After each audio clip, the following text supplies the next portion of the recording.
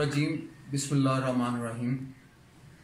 Students, today we will discuss very important article of first year class. I mean kinetic energy. और ये हम prove करेंगे कि kinetic energy जो है that is equal to half M V square, यानी K ई बराबर है हाफ एम वी स्केयर के। इस चीज को हम प्रूव करेंगे। Now let's start. We have the kinetic energy K E जिसे आप कहते हैं।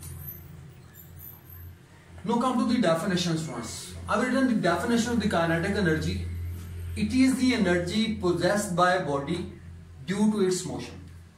यानी ये वो एनर्जी है जो एक बॉडी रखता है, पोजेस करता है। किस वजह से होती है? Due to its motion, motion की वजह से। अब फ्रेंड्स मोशन आपको पता है, मोशन आप ये कहते हैं कि body changes its position with respect to its surroundings. यानी अगर कोई बॉडी अपनी इर्द गिर्द की चीजों के लिहाज से अपनी जगह चेंज करता है तो हम ये कहते हैं कि वो बॉडी मोशन में है। अब ये जो एनर्जी है इसे हम काइनेटिक एनर्जी का नाम देते हैं।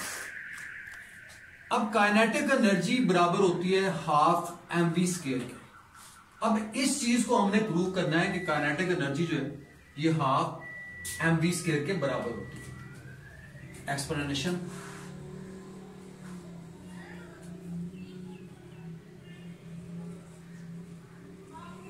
अब इस चीज को हम प्रूव करने के लिए हम ये कहते हैं consider a body of mass M. ये फर्ज करें कि हमारे पास एक बॉडी है and it is moving with initial velocity V I and it is equal to V के। यानी एक बॉडी है जिसका मैस एम है और ये मूव कर रहा है इनिशियल वेलोसिटी वी के साथ, और इसके ऊपर अपोजिंग फोर्स अमल करती है अपोजिट डायरेक्शन में।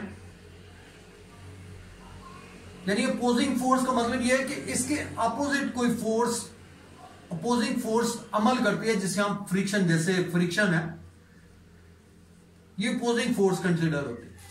ये इसके ऊपर अमल करती है और ये बॉडी जो है it will come into rest after covering a distance D.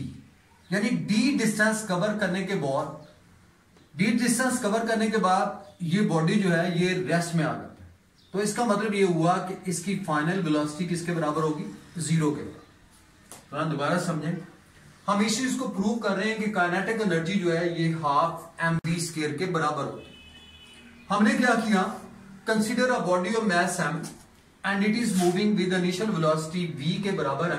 यानी इस वेलोसिटी के साथ ये बॉडी मूव कर रहा है और इसके ऊपर अपोजिंग फोर्स जैसे फ्रिक्शन फोर्स है वो इसके ऊपर अमल करती है and this body comes into rest, और ये बॉडी रेस्ट में आ जाता है। और रेस्ट में आपको पता है कि इसकी वेलोसिटी जीरो होती है।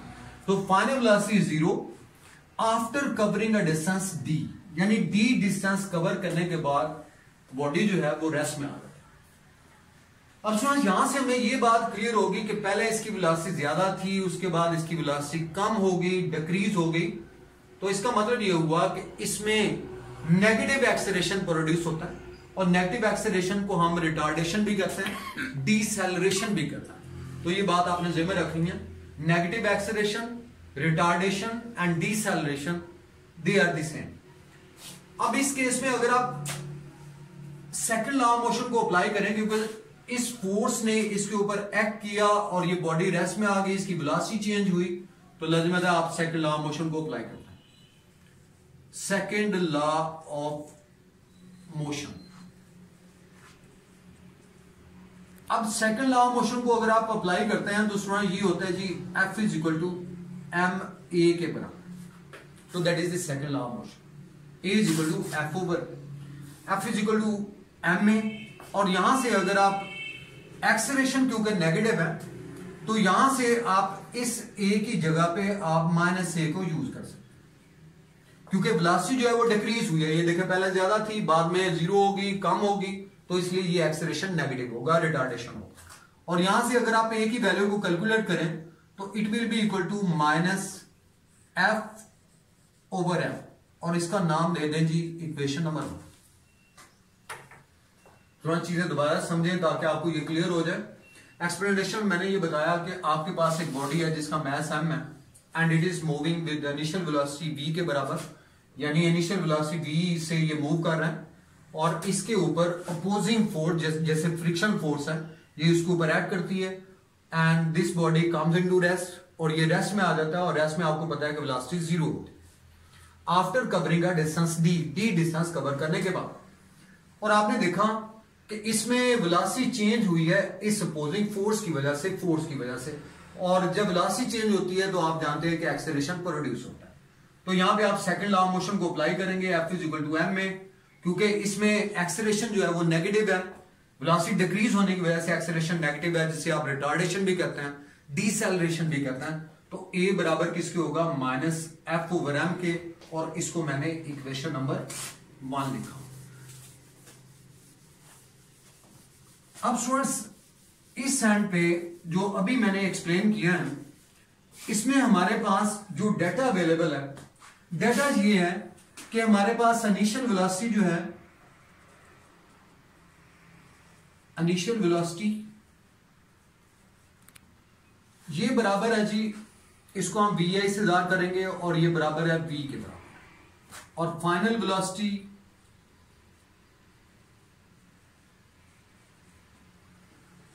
इसे हम vf से ज़ाहिर करेंगे और ये किसके बराबर है जी 0 के, क्योंकि बॉडी रेस्ट में आ जाता है। और एक्सेलरेशन आपके सामने ये लिखा हुआ है कि एक्सेलरेशन की वैल्यू जो है ये -F/m के बराबर है, और जो डिस्टेंस है, डिस्टेंस इसने कितना कवर किया रेस्ट में आने से पहले, S = d के बराबर। तो इसमें जो डाटा हमने लिखा है स्टूडेंट्स, जो अभी मैंने एग्जांपल डिस्कस की थी, मैंने ये कहा था कि इनिशियल वेलोसिटी v के बराबर है, final velocity comes into rest body, so that's why vf = 0। Acceleration क्योंकि नेगेटिव प्रोड्यूस होता है, रिटार्डेशन होता है, डीसेलरेशन जिसे आप कहते हैं A = -F/m, और S बराबर किसके हो गया d के बराबर। अगर आप इस डाटा को देखें तो आप थर्ड इक्वेशन ऑफ मोशन को अप्लाई करें। थर्ड इक्वेशन ऑफ मोशन वो क्या है जी, 2as = vf² - vi², यानी ये हमारे पास थर्ड इक्वेशन ऑफ मोशन। अब इसमें आपने ये वाली वैल्यू जो है वो लगा देनी है, -F/m और s की जगह पे d, vf की जगह पे 0 और vi की जगह पे v। तो यहां से आपने सिर्फ इस इक्वेशन में ये वैल्यूज आपने इंसर्ट की, a की जगह पे -F/m, s की जगह पे d, vf 0 के बराबर है, और vi आपने देखा कि ये v के बराबर है, v² यहां पे मेंशन कर। अब स्टूडेंट्स इसको आपने मजीद सिंप्लीफाई करना है। आप इसको यूं लिखेंगे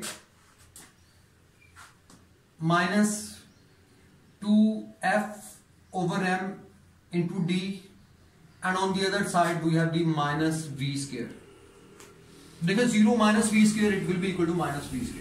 so माइनस इज कैंसिल, दोनों एंड्स पे इसको माइनस को कैंसिल कर दें, तो इस एंड पे आप f into d को रख लें, और दूसरे एंड पे अगर आप लेके जाएं तो ये हमारे पास आ जाता है जी mv² over 2k, और इसको आप f into d को आप वर्क कहते हैं, और इसको आप यूं लिख सकते हैं ½ mv² के। अब थोड़ा सा एक चीज हमें यहां पे ये क्लियर हो जाता है कि ये देखिए, ये जो वर्क हुआ है बॉडी के ऊपर, ये वर्क किस वजह से हुआ है, due to the motion of a body, यानी बॉडी ने मूव किया तो तब वर्क हुआ। और आप जानते हैं कि मोशन की वजह से जो एनर्जी होती है वो क्या होती है, काइनेटिक एनर्जी होती है। तो इस वर्क को आप रिप्लेस कर दें काइनेटिक एनर्जी के साथ, तो ये बन गया जी ½ mv², और इसको आप यूं भी लिख सकते हैं कि kinetic energy is equal to ½ mv.v। अब देखिए v.v को अगर आप एक्सपैंड करें तो हमारे पास v² आता है, क्योंकि v की मैग्नीट्यूड इंटू v की magnitude into cos 0, because direction is same and you will say it comes to be v²। तो यहां से आपने ये प्रूव कर दिया कि काइनेटिक एनर्जी जो है वो हाफ एम वी स्केयर के बराबर है, या काइनेटिक एनर्जी को आप यूं भी लिख सकते हैं half M V dot V, because velocity vector is a dot product V dot V, it comes to be V square, क्योंकि ये काइनेटिक एनर्जी है स्टूडेंट्स, और काइनेटिक एनर्जी या एनर्जी कोई भी होती है वो एक स्केलर क्वांटिटी होती है। तो लास्ट पे I request you all, please like, share and subscribe my channel. Thank you very much.